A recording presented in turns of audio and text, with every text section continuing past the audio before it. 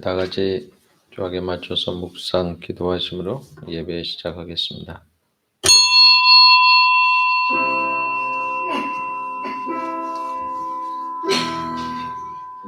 너희는 이 시대를 본받지 말고 오직 마음을 새롭게 함으로 변화를 받아 하나님의 선하시고 기뻐하시고 온전하신 뜻이 무엇인지 분별하도록 하라. 이 시대를 본받지 말라고 새롭게 변화되기를 바라시는 하나님 아버지, 우리는 넓고 불패한 사회에서 깨끗하게 변화되어 삶에서도 믿음이 개혁되어 하나님의 말씀과 뜻대로 생활하는 성도가 되도록 인도하여 주옵소서. 오늘 우리는 새롭게 변화를 받아 하나님의 선하시고 기뻐하시고 온전하신 뜻이 무엇인지 분별하는 성도들이 되게 하옵소서. 이 시간에 하나님께 드리는 예배로 영광과 찬송과 경배를 받으시기를 예수님의 이름으로 기원하옵나이다. 아멘. 찬송가 43장.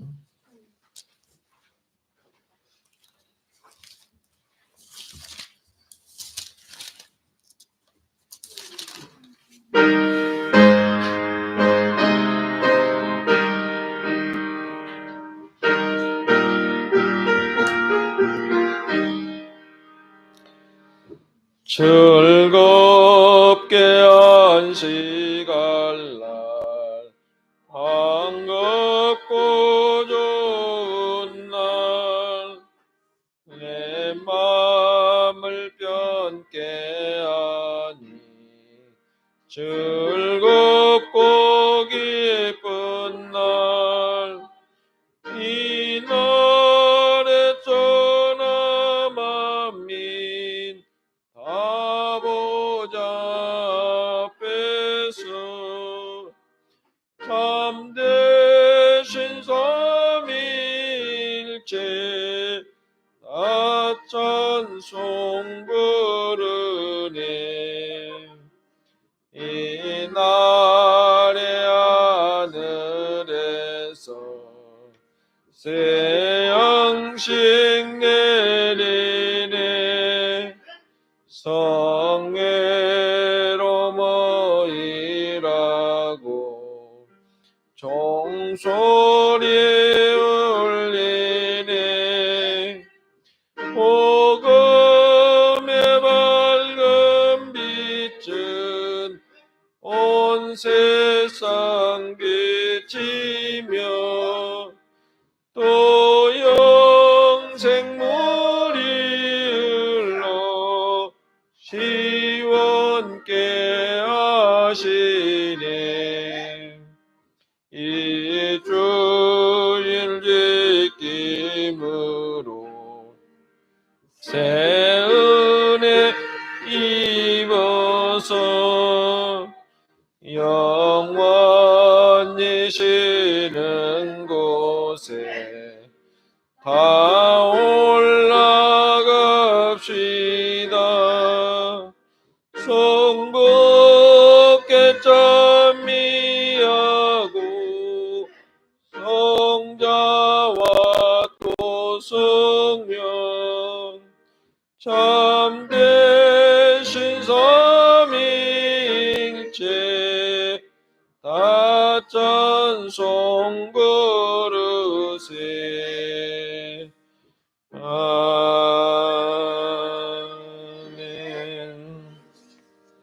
이 시간은 참여하는 기도를 드리는 시간입니다.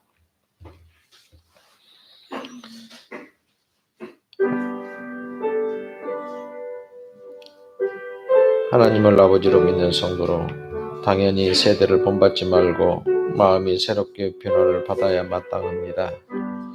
그러나 우리는 세상 사람보다 깨끗하지 못했고 오히려 더 나쁜 사람들입니다. 내 자신이 너무 부끄러워 회개하며 계속해서 기도드립니다.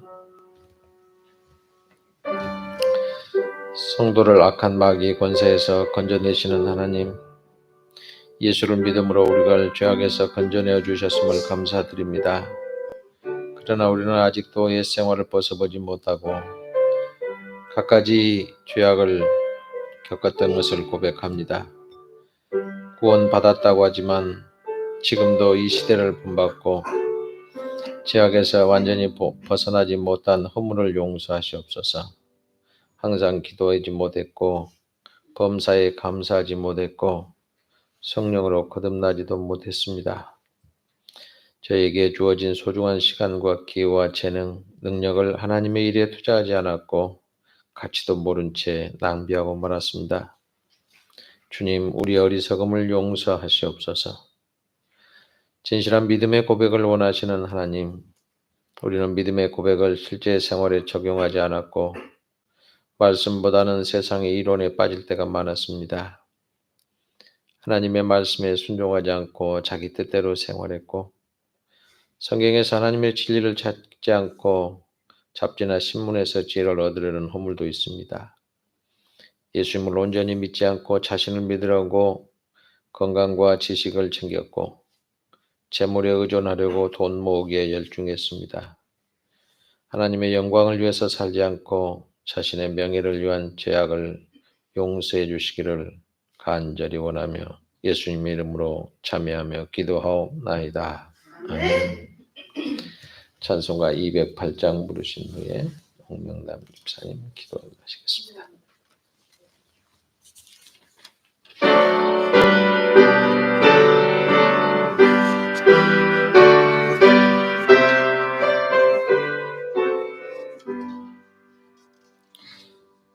내 주의 나라와 주 계신 성전과 피 흘려 사신 교회를 늘 사랑합니다.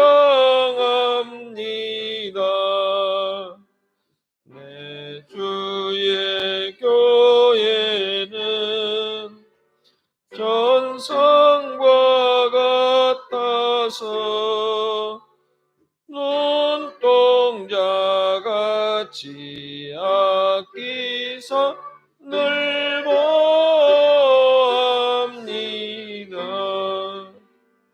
이 교회 위하여 눈물과 기도로 내 생명 다하기까지 늘 봉사합니다.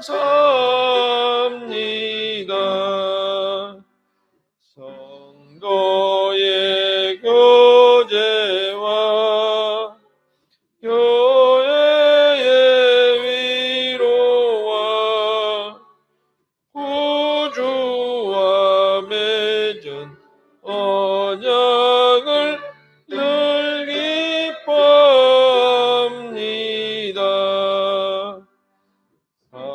하늘의 영광과 베푸신 은혜가 진리와 함께 영원히 시온에 넘치네. 아멘. 목마른 자에게 생수를 주시고 믿는 자에게 성령을 주시는 하나님 아버지 찬양을 사랑 찬양합니다. 풍성한 가을을 허락하신 하나님 아버지, 오국백가를 출소하는 하는 이때 저희들의 주인 되시는 아버지 하나님의 마음을 기쁘게 해드릴 수 있는 좋은 믿음의 열매를 저희도 풍성히 맺을 수 있기를 소망합니다. 피로 값주시고 세우신 주님의 몸된 교회를 거룩하게 하여 주시고 사랑과 진리로 채워 주옵소서. 저희들의 연약함을 강하고 담대하게 하여 주시고 저희의 작음을 주님께서 크게 하여 주셔서 주님의 거룩함을 나타내는 십자가의 군병들이 되도록 은혜를 더하여 주옵소서. 성도들이 한 마음과 한 뜻으로 하나님의 뜻을 이루어가는 복된 교회로 축복하여 주옵소서. 참여하는 성도들마다 하나님 아버지의 뜻하심을 깨닫고 체험하도록 역사하여 주옵소서. 말씀을 준비하신 목사님께 성령으로 동행하여 주시고 오늘도 목사님을 통해서 말씀하시는 주님의 음성을 들을 수 있도록 저희들의 심령의 귀를 열어주시고 영의 눈을 밝게 하셔서 말씀 속에서 주님의 숨결을 느끼게 하시고 변화시키고 새롭게 하시는 주님의 능력을 체험하는 저희가 되게 하옵소서. 아멘. 날마다 기도와 찬양으로 살아가게 하여 주시고 가정과 일터에서도 빛으로 살아가도록 동행하여 주옵소서. 기쁘게 받으시는 예배가 되기를 원하오며 예수님의 이름으로 기도드립니다. 아멘.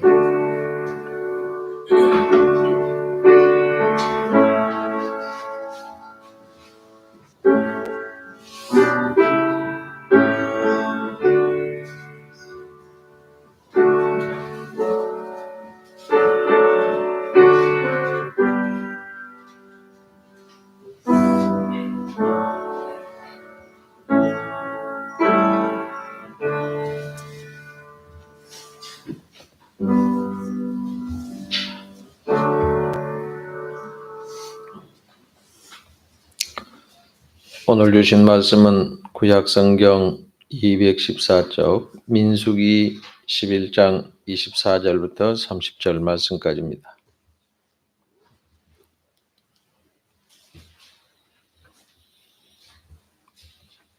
민수기 11장 24절부터 30절 말씀 봉독해 드립니다. 모세가 나가서 여호와의 말씀을 백성에게 알리고 백성의 장로 70인을 모아 장막에 둘러 세우매 여호와께서 구름 가운데 강림하사 모세에게 말씀하시고 그에게 엄한 영을 70장로에게 임한 영을 70장로에게도 임하게 하시니 영이 임하신 때에 그들이 애언을 하다가 다시는 하지 아니하였더라. 그 기명된 자 중 엘다시라 하는 자와 메다시라 하는 자 두 사람이 진영에 머물고 장막에 나아가지 아니하였으나 그들에게도 영이 임하였으므로 진영에서 애언한지라. 한 소년이 달려와서 모세에게 전하여 이르되 엘닷과 메닷이 진중에서 애언하다이다 하니 택한 자 중 한 사람 곧 모세를 섬기는 눈의 아들 여호수아가 말하여 이르되 내 주 모세여 그들을 말리소서. 모세가 그에게 이르되 네가 나를 두고 시기하느냐? 여호와께서 그의 영을 그의 모든 백성에게 주사 다 선지자가 되게 하시기를 원하노라. 모세와 이스라엘 장로들이 진중으로 돌아왔더라. 아멘.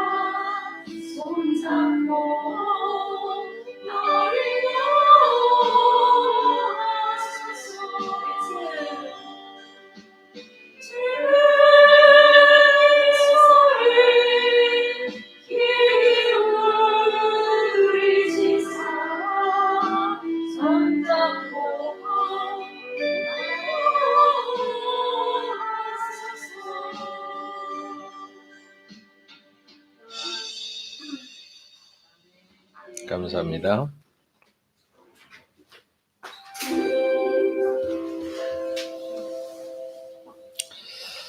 찰스 콜턴이라고 하는 사람이 이런 말을 했습니다. 남이 불행해질 때 진정으로 동정하는 사람이 한 사람 있으면 그 사람이 성공할 때 시기한 사람은 1000명쯤 된다 그랬습니다. 1000대 1이죠. 남이 성공할 때 시기하지 않고 존경한 사람은 거의 없다는 얘기입니다.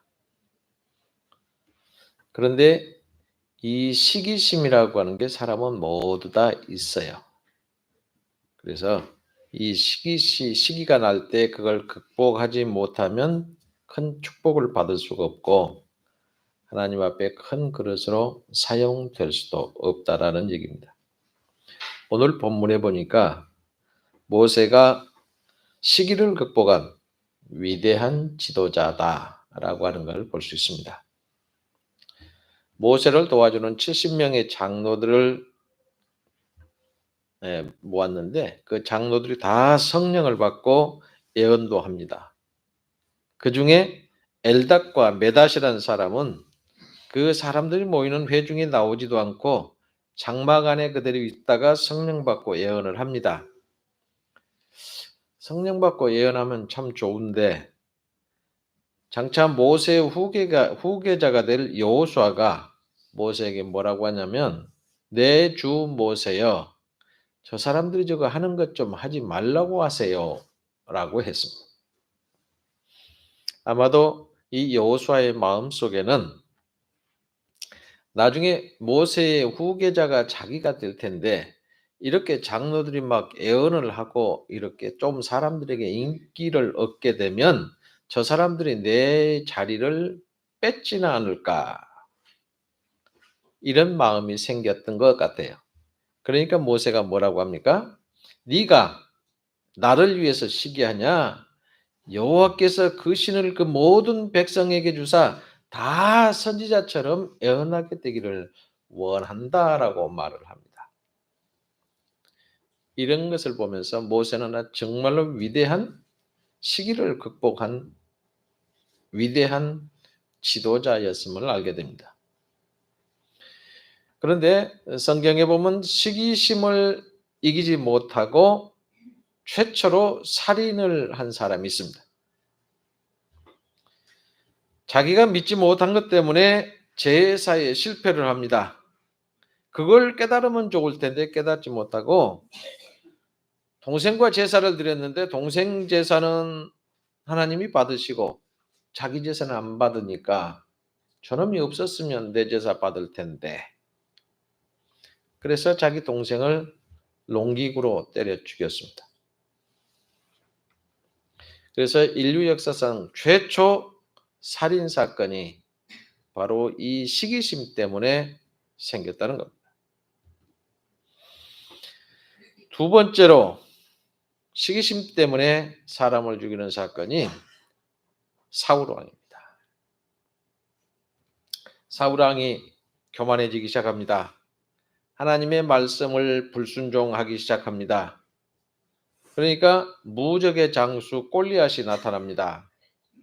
이 골리앗 장군이 얼마나 전쟁을 많이 하고 덩치가 큰지 2m가 넘는다고 해요. 2m 넘으면 여러분의 키에다가 한 50cm, 40cm 올라간다고 생각을 해봐요. 얼마나 크나. 쳐다봐야 되겠죠. 얼마 전에 결혼식장에 갔더니 신랑 친구들이 다 쳐다보도록 커요. 그래서 도대체 뭐 하는 놈들인데 이렇게 다 키가 크나. 그래서 아니 신랑도 이만큼 큰데 그 친구들도 다 이만큼 커요. 그래서 근데 그 신랑은 변호사라고 하니까 이상하네. 왜 이렇게 크나 그랬더니 왜 이렇게 네 친구들은 큰 거냐 그랬더니 전부 다 농구부 출신이에요 그러는 거예요. 덩치도 이만큼씩 하지 키는 다 이만큼 하지. 그 사람이 그런 사람이 대여섯 명 지나가니까 다 쳐다봐야 되는 상황이잖아요. 근데 골리앗은 아마 그보다 더 컸던 것 같아. 이놈들이 2m 가까이 다 된대요. 근데 2m보다 훨씬 넘나게 더 큰데다가 이만큼 덩치가 크니까 얼마나 무섭겠어요? 근데 아예 이쪽 군인들은 싸울 엄두를 내지 못합니다. 하도 덩치 큰 사람이 나와서 누구든지 나와라라고 하니까 그때 소년 다윗이 아마 여러분만 했을 겁니다. 제가 보기에는 소년 아직 키가 덜 큰 사람이에요. 소년 다윗이 내가 가서 싸우겠습니다. 그래서 나가서 싸웠는데 드디어 물리쳤어요. 어떻게 물리쳤냐? 여러분이 잘 아시는 것처럼 다윗이 양을 치울 때 사자 새끼나 호랭이 새끼가 오면 호랭이 놈들이 오면 물맷돌을 집어넣어서 그 탁 정통으로 맞추면 깨갱하고 쓰러져서 도망가더니 쓰러지더니 그래. 그게 선수요.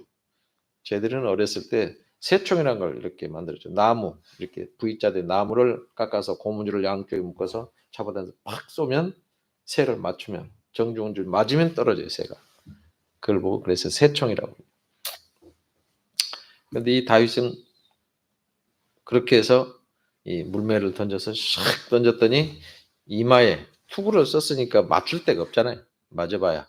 근데 얼굴은 딱 내놓았을 거니까 이마를 정통으로 맞춰버렸어요.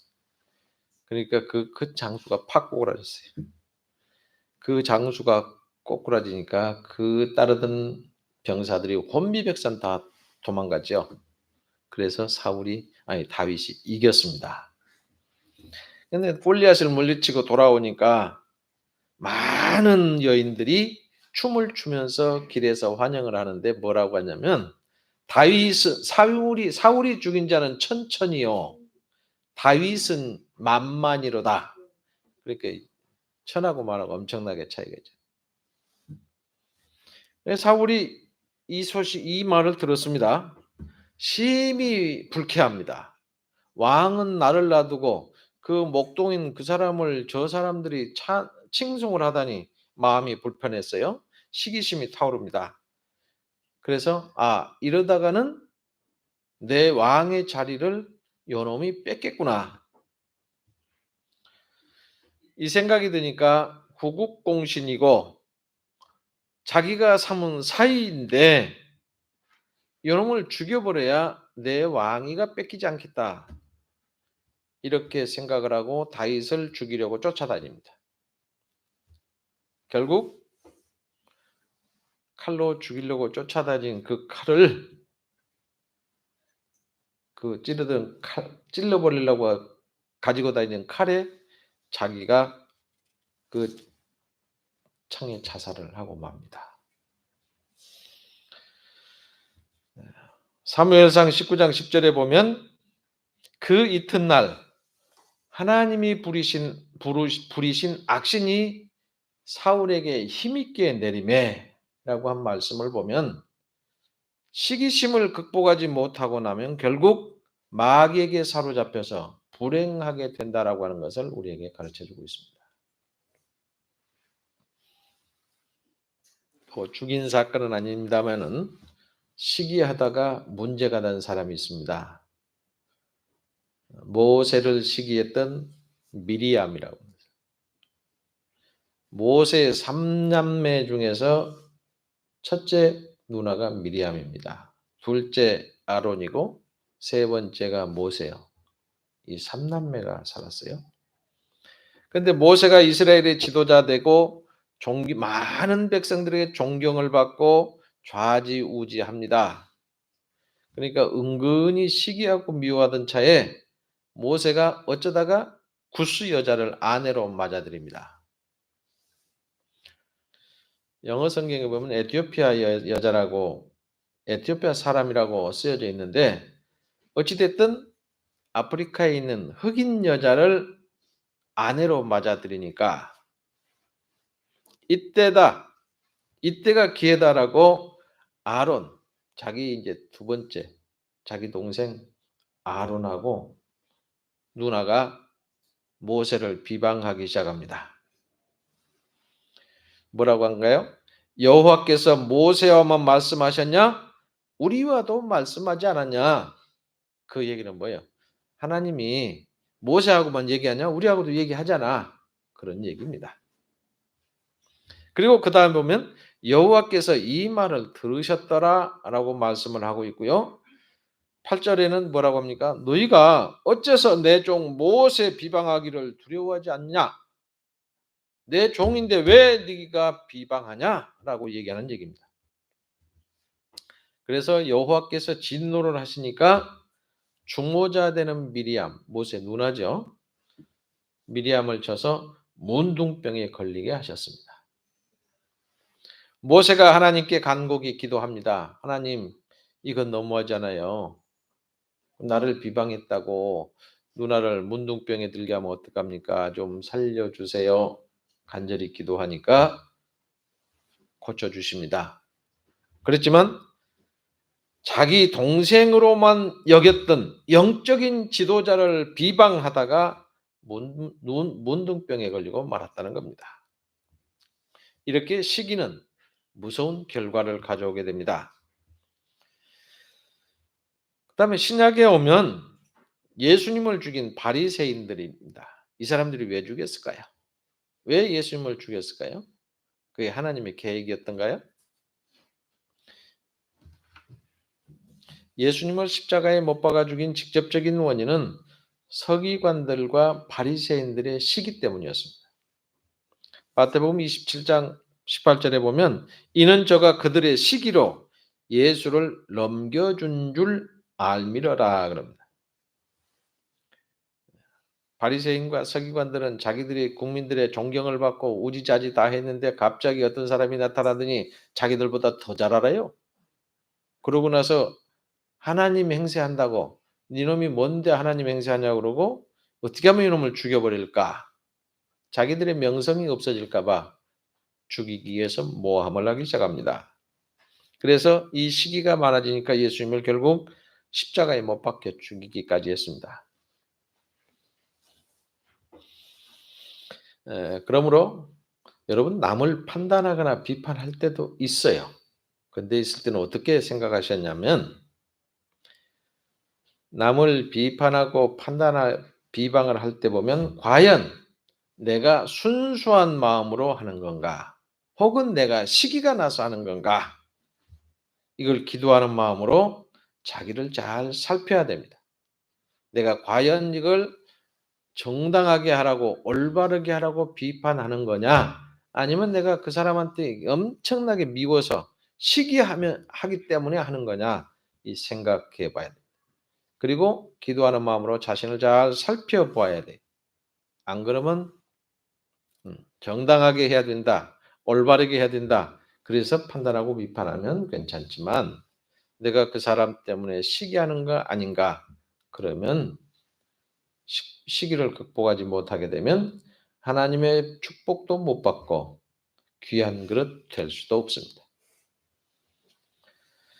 그럼 시기는 어떠냐? 시기하는 사람을 해치는 거예요.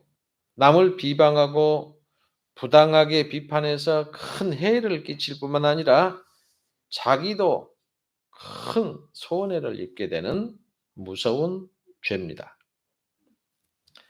동생을 시기해서 농기구로 쳐 죽인 가인은 그 후에 어떻게 됐을까요? 하나님의 저주를 받고 유리방황하는 신세가 됩니다. 그 다음에 사울은 어떻게 됐어요? 시기심을 극복하지 못해서 다윗을 간데마다 죽이려고 쫓아다니다가 결국 악신에게 시달립니다. 이 악신이 사울 왕에게 들어왔어요. 그래서 미쳐서 날뛰게 됩니다. 그러니까 너무너무 시기가 발동하면 악신이 들어오게 되고 악신이 들어오면 그냥 미치는 거예요. 미쳐서 발악을 하는 겁니다. 결국 다윗을 만나면 죽여버리려고 갖고 다던 창을 가지고 자기 가슴에다 찍었어요. 그래서 결국 자살하고 말았습니다. 미리 하면 자기 동생이지만 민족의 지도자인 모세를 결국 어떻게 됩니까? 굉장히 얕잡아 보죠. 내 동생인데 요놈 새끼가 이러네? 라고 얕잡아 보고 함부로 비방을 하다가 문둥병에 걸리게 됩니다. 이로 인해서 이스라엘의 행진이 일주일이나 지연됩니다. 그것 때문에 계속 가야 되는데 일주일 동안 못 가요. 오늘날도 많은 교회들이 혹은 교회 안에서 장로님들이, 집사님들이, 권사들이 싸우고 분란을 일으키게 되는데 그 근본을 살펴보면 시기심 때문에 그런 경우가 참 많습니다. 시기심은 이처럼 마귀가 교회를 파괴하는 도구로 사용하고 있는 겁니다. 우리가 늘 조심해야 될 것은 남을 칭찬한 말을 들을 때 시기심이 들거나 내 자신이 상처받지 않도록 조심해야 합니다. 그리고 남에게 시기심을 유발시키지 않도록 조심해야죠. 이렇게 시기심을 내 마음에 들 때 이걸 극복하지 못하면 어떻게 됩니까? 남을 악평하게 되고요. 중상모략하게 되고요. 그 사람도 해를 입히게 되고 나는 마귀에게 사로잡히게 되고 결국 다 손해보게 되는 겁니다. 잠언 14장 30절에 보면 마음의 화평은 육신의 생명이나 시기는 뼈의 썩음이니라 라고 했어요.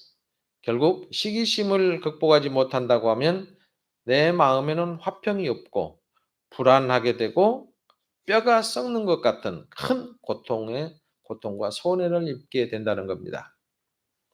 욥기 5장 2절을 보면 분노가 미련한 자를 죽이고 시기가 어리석은 자를 멸하느니라 라고 했어요. 그러므로 시기를 내가 극복하지 못하게 되면 어리석은 사람 되고 큰 손상을 입게 된다는 얘기입니다. 그러면 시기는 왜 생겨요? 이 시기라고 하는 놈은 교만 때문에 생기는 마음의 상태입니다. 남에게 존경을 받고 칭찬을 많이 듣는 사람은 자기 외에는 다른 사람이 칭찬받고 존경하는 걸 보면 괜히 내가 불안해지고 그 사람을 시기하게 되는 겁니다. 아예 자기는 부족하기 때문에 한량없이 나는 부족한 사람이라고 생각하는 사람은 자기를 늘 낮추고 사니까 남을 시기할 기회가 적어요. 누가 칭찬하면 아유 제가 부족합니다 라고 하면 시기할 마음이 싹 사라지죠. 그래서 시기는 교만의 사촌이라고 그래요. 사울 왕이 어떤 사람입니까? 이스라엘의 초대 왕입니다. 인물은 출중하게 잘난 사람입니다.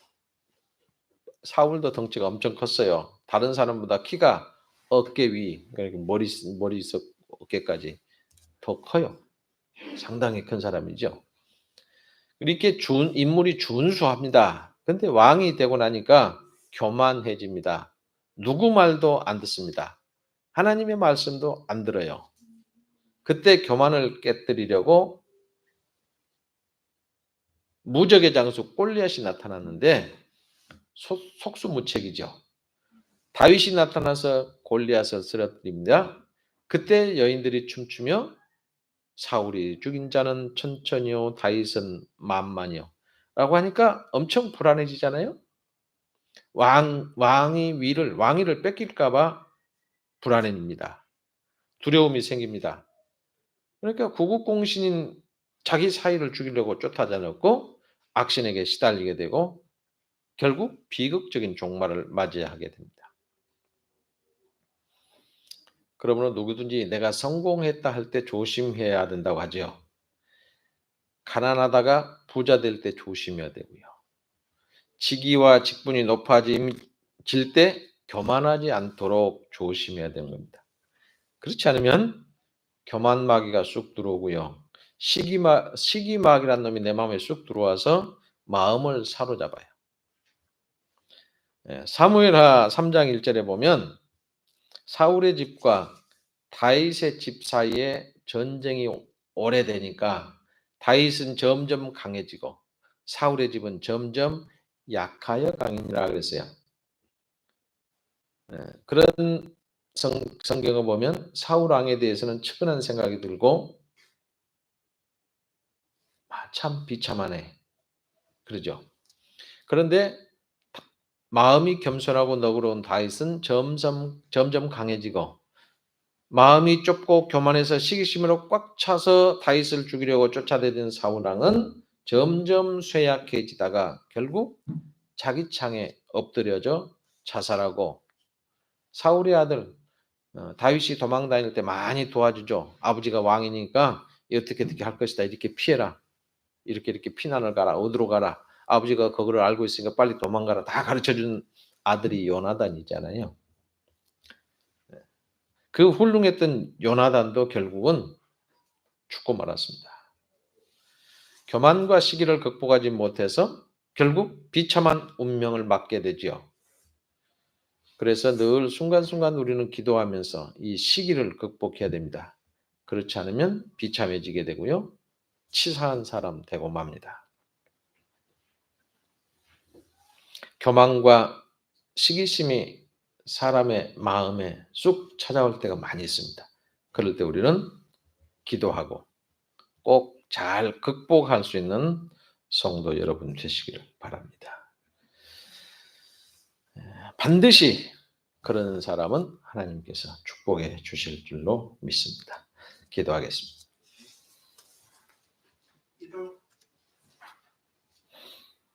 사람의 말과 행실을 살펴주시는 하나님, 하나님께서 보시기에 정직한 말을 하게 하시고 맑고 깨끗한 삶을 살도록 인도해 주셨음을 감사드립니다. 우리가 신앙생활 하다가 때로는 험한 산과 깊은 계곡을 지날 때 우리의 믿음이 괴로움을 당해도 낙심하지 않고 믿음을 개혁하려는 신앙으로 극복하게 하여 주옵소서. 오늘날 주님의 몸된 교회가 중세기의 로마 가톨릭교회 같이 부패하지 않게 하시고 하나님의 말씀을 개혁하고 오직 믿음으로 개혁하고 오로지 하나님께만 영광 돌리게 하옵소서. 우리의 믿음을 개혁하다가 제도와 권력에 조직적으로 핍박을 당한다고 할지라도 극복하고 승리하게 하옵소서. 핍박당하는 성도들을 살펴주시고 변호하시는 하나님 아버지, 우리가 세상에서 믿음으로 생활하다가 사람들에게 미움받거나 모욕당할 때 하나님께서 우리를 살펴주시고 정당하다고 변호하여 주옵소서. 다윗이 사울에게 박해를 당하고 쫓길 때 하나님께서 동행하시고 지켜주신 것처럼 우리도 올바른 믿음으로 생활하고 깨끗하게 살다가 원수 마귀가 여러 가지로 유혹하고 시험에도 뒤로 물러가거나 패배하지 않게 하시고 날마다 믿음으로 개혁하는 성도가 되게 하여 주옵소서. 예수님의 이름으로 기도하옵나이다. 아멘.